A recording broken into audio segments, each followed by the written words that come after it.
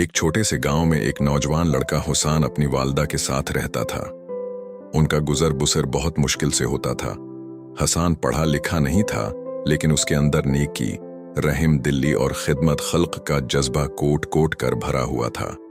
एक दिन हसन बाजार जा रहा था कि रास्ते में उसे एक ज़ईफ औरत मिली जो जमीन पर गिरी हुई थी।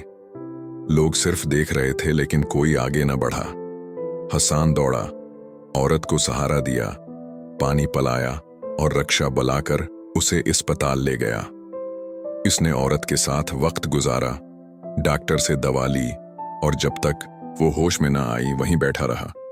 जब औरत को होश आया, उसने कमजोर आवाज में कहा, बेटा, मैं तन्हा हूं, मेरा कोई नहीं, तुम मेरे बेटे की तरह हो।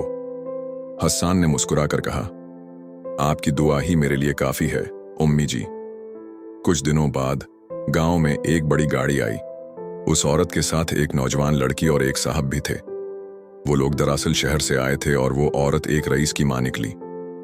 उन्होंने सबके सामने ऐलान किया कि यही नौजवान हसन असल इंसान है, हम उसे अपना बेटा बनाना चाहते हैं।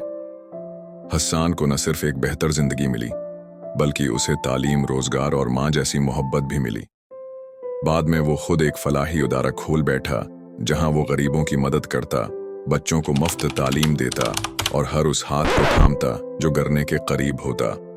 सब नेकी चाहे कितनी भी छोटी हो, अल्लाह के यहाँ कभी जाया नहीं जाती। जो दिल से दूसरों के लिए कुछ करता है, कायनात उसके लिए रास्ते बना देती है। अगर आपको ये कहानी दिल को लगी हो तो लाइक जरूर करें, कमेंट में नेकी लिखें और ऐसी ही मजीद मुसब्बत कहानियों के लिए हमारे चैनल को सब्सक्राइब करना न भूलें।